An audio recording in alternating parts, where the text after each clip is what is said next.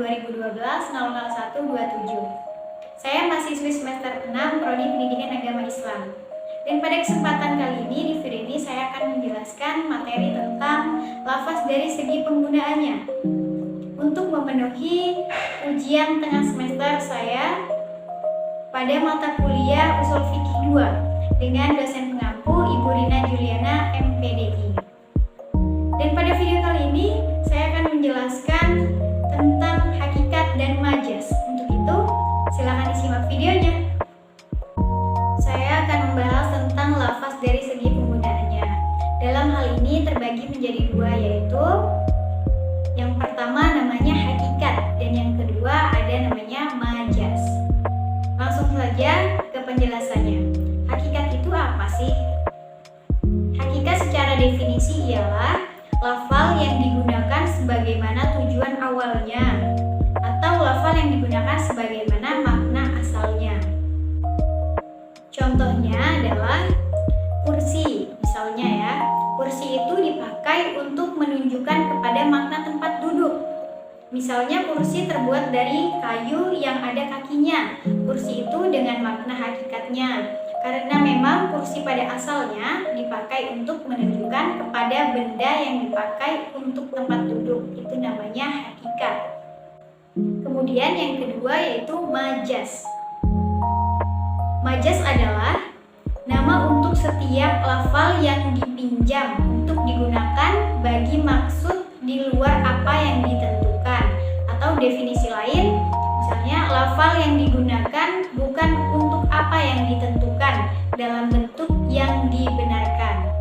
Contohnya di dalam majas, misalnya kursi dimaknai dengan kekuasaan yang berada pada kursinya, berada pada kekuasaannya. Sama-sama kata kursi hakikatnya dimaknai dengan tempat duduk, dengan kursi. Pada majas dimaknai dengan kekuasaan.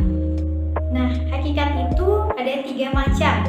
Yang pertama, hakikat lugawiyah atau hakikat secara lugawi, atau juga hakikat secara bahasa, yaitu lafal yang digunakan pada asal peletakannya secara bahasa. Contohnya, sholat itu makna bahasanya kan adalah doa. Mengartikan sholat dengan doa berarti mengartikan sholat sesuai dengan makna kebahasaannya atau hakikat kebahasaannya. Karena memang pada asalnya secara bahasa sholat artinya adalah doa. Itu dinamakan dengan hakikat secara bahasa. Yang kedua, hakikat syariah.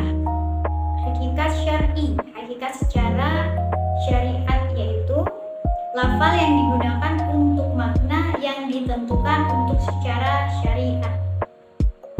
Misalnya, kata sholat tadi hakikat secara bahasa bermakna doa, tetapi ketika dikaitkan dengan syariat sholat, maknanya adalah perbuatan dan ucapan yang tertentu yang dimulai dengan takbir dan diakhiri dengan salam. Sebagaimana yang kita kenal secara syar'i, yang namanya sholat adalah mulai dari niat, ucapan, tindakan yang dimulai dengan takbiratul ihram yang diakhiri dengan salam. Ketika mengartikan sholat dengan doa, itu berarti mengartikan secara bahasa, hakikat kebahasaan. Tetapi ketika mengartikan sholat dengan perbuatan, ucapan, mulai dari takbiratul ihram sampai dengan salam, itu namanya sholat dengan makna secara syariat. Itu makna hakikat tetapi secara syar'i. Yang ketiga, hakikat urfiyah, hakikat secara urf atau hakikat secara kebiasaan, yaitu lafal yang digunakan untuk makna kebiasaan atau adat. Misalnya kata-kata dabbah.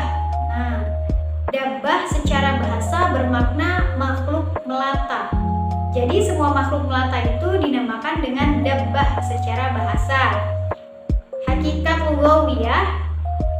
Hakikat lugawiyahnya dabbah itu adalah binatang melata. Tetapi secara urf kebiasaan orang Arab ketika lafal dabbah itu diucapkan maknanya adalah hewan yang berkaki 4. Hewan yang berkaki dua itu kalau pakai makna bahasa sebenarnya itu juga dabbah. Tapi kebiasaan orang Arab tidak menyebut berkaki dua dengan dabbah. Dabbah hanya diucapkan secara kebiasaan orang Arab untuk hewan yang berkaki empat. Itu namanya hakikat secara urf atau kebiasaan hakikoh urfiyah. Hukumnya harus diamalkan sesuai lafal hakikinya, kecuali ada dalil yang mengalihkan dari hakikat kepada majaz. Misalnya ada kata ya'dun. Ya'dun itu berarti tangan.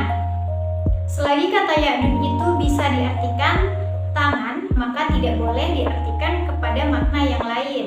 Misalnya diartikan dengan kekuasaan, selagi tidak ada dalil yang mengalihkan kata ya'dun diartikan dengan tangan, maka harus diartikan dengan tangan, tidak boleh diartikan dengan yang lain.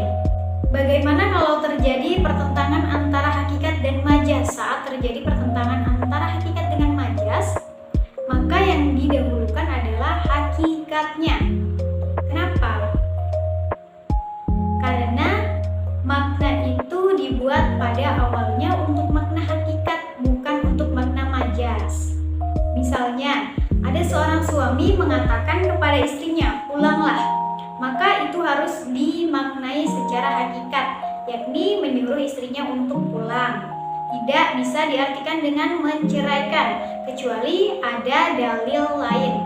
Misalnya kondisi marah, kondisi emosi, dan memang dari indikasi-indikasi lain menunjukkan bahwasannya makna pulanglah itu adalah menceraikan. Tetapi selagi tidak ada indikasi atau indikator lain, maka maknanya harus diberikan kepada makna hakikat. Kemudian bagaimana kalau terjadi pertentangan antara hakikat syar'iyah dengan hakikat lugawiyah? Dalam hal ini maka dia dimenangkan adalah hakikat syar'iyah, karena hakikat syar'iyah itu yang terkait dengan hukum. Misalnya, kita sering menemukan ada orang yang memaknai secara lugawi, wa aqimus sholata lizikri, dan dirikanlah sholat untuk mengingatku. Sholat sebagaimana yang tadi dijelaskan bisa bermakna doa, bisa dimaknai aktivitas yang tertentu yang dimulai dengan takbiratul ihram dan diakhiri dengan salam.